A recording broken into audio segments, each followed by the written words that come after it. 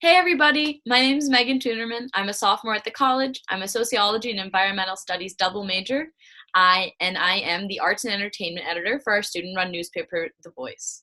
Today I'm in the beautiful sunny academic quad of Worcester with Professor Harry Gamble. He is a professor of French and Francophone studies. His specialty is the history of France's complex relationships with the French-speaking world, and particularly colonialism, decolonization, and post-colonialism. He's been at Wooster since the fall of 2002. Thanks for being with me here today. Hey, thanks for having me. Great to be with you. So the first thing I want to kind of get into is talking about the students. So what areas of focus have you seen students in your department pursue? Hey, thanks for that question, Megan. What I would say first and foremost is that our students are incredibly eclectic. They come to us with baskets of interests that really do run the gamut. And so we try to sort of take them where they are with their interest. And, our department fans out in a lot of different directions. We teach history, we teach culture and literature, we teach about the intricacies of the French language, we teach about society, we teach about politics. And so we're at the core a very interdisciplinary department.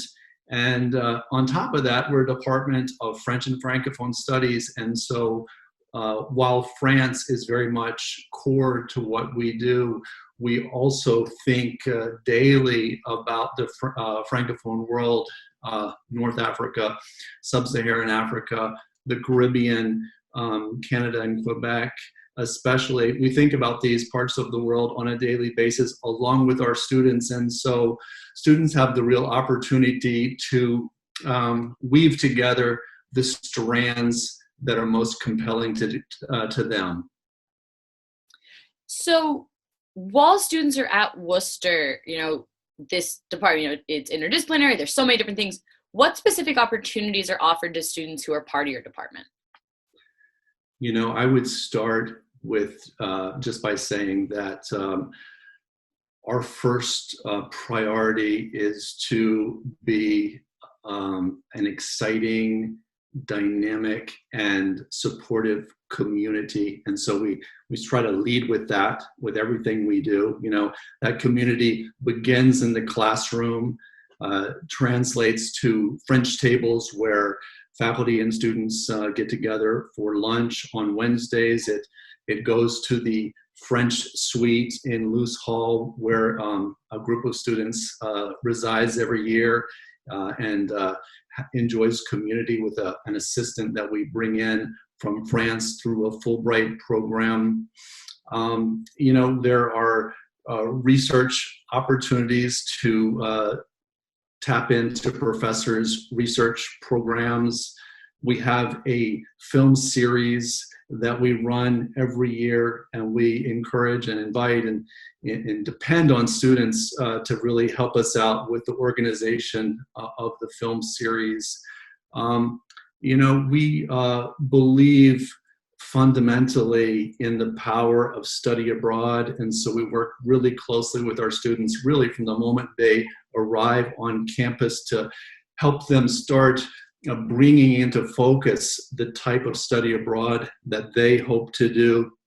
We coach them through that and then help them bring that experience back to campus and sort of translate it and make it as powerful as possible.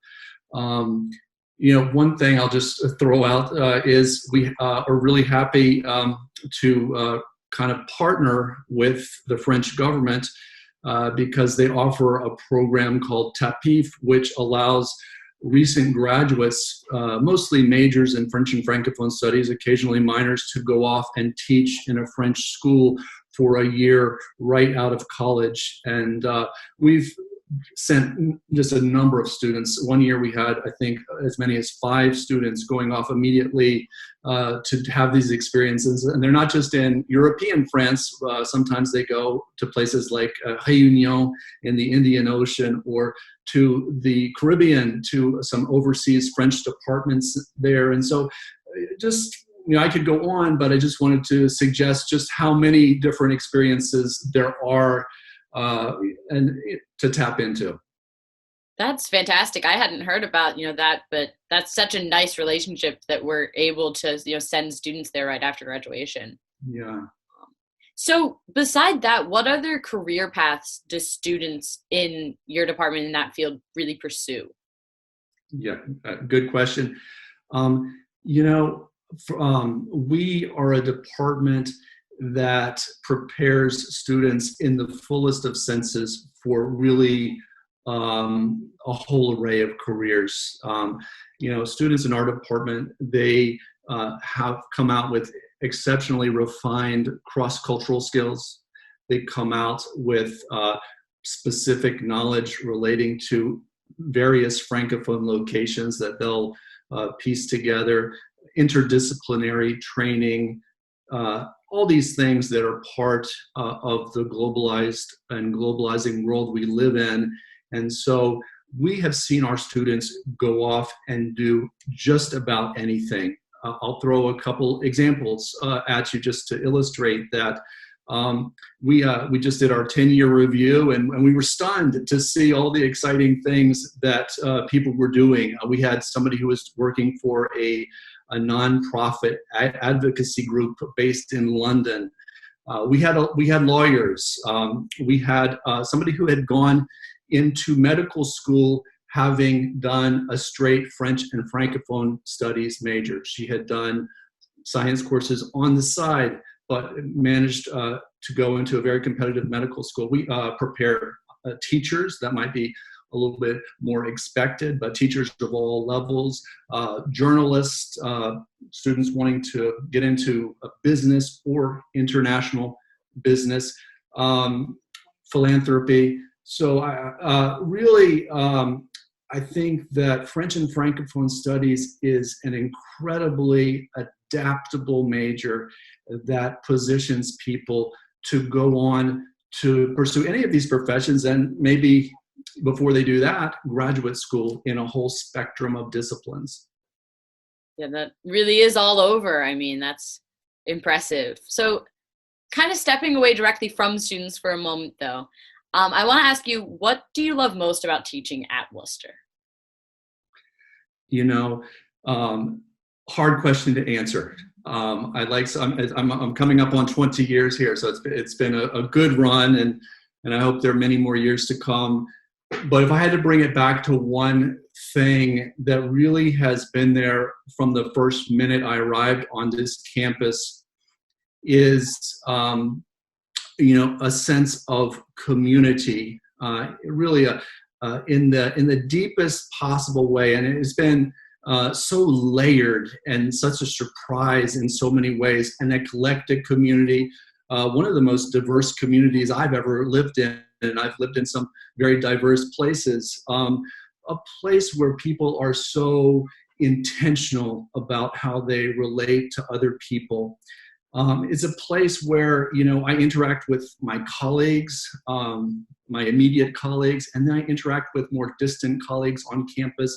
It's not a place of silos. It's a place where we get together. I feel incredibly close to my colleagues in Apex. I like to interact with coaches. I like going into Galpin, our administrative building. And so it's a place for exchanges and cross-fertilizations. It's a place where we all wear a lot of different hats. And you know what? We like wearing different hats. Every year I have been here has brought a different set of challenges, a different set of things to get excited about. And so constant renewal, that would be another thing that I would add to my answer. I'll leave it there, Megan. That's great. You forgot one thing, though. I'll say is you forgot that all of the different hats that you wear always have to involve plaid. Exactly. We have some plaid in another room. I won't take you in there right now, but we do have plaid here in the house. Yes. Very important. Yeah. So with that, though, I do want to ask, what you've been at Wooster for almost 20 years. What do you associate most with Wooster?